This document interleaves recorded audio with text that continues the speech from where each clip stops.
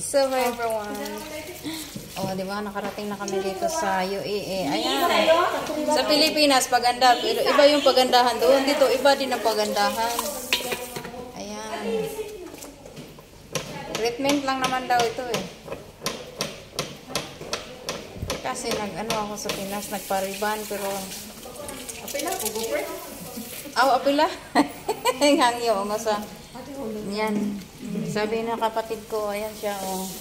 Pati si... Videohan mo, isa, dahil. Ayan, oh. Yan, giubirahan namin. CS.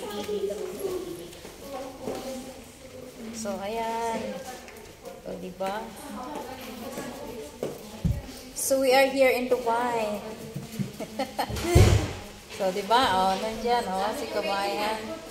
Talaga, bakit? Kami maraming customer. Kami maraming customer. Ano lang kami? Mga kapatid ko yan, kapatid ko isa, anak ko yung isa. Hindi sila suga, oh. One family. Hindi sila suga. Ang ganda ng ano guys, sa pakiramdam. Pag niligo ka. Ganun yung mga amo ko eh.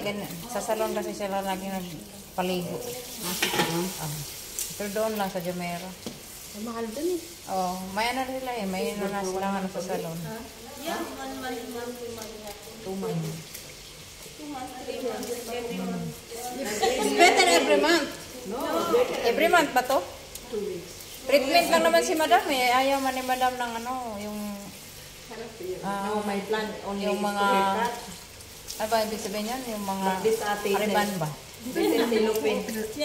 Plancha mo to. Wala, hindi ko nagpa-plancha. Ganun lang ako dahil. Manipis lang. Hindi, galing ako sa Pinas, nagpariban ako doon. Isang buwan pa. Pero hindi ako nasatisfy. Ayan, naka-video na. Kasi hindi siya, sabi ng asawa ko, hindi daw siya kumikintab.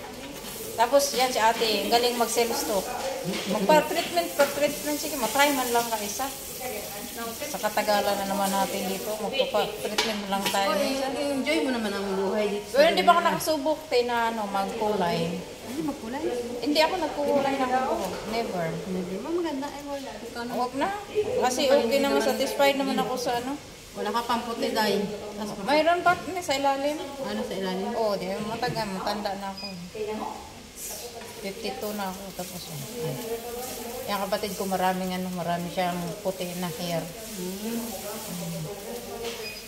So, yan. Saan kayo nag-work? Bakay lang. Sa Jumeirah? Yan, Sa Jumeirah? Yung anak ko, oo, yun. Oo. Ote.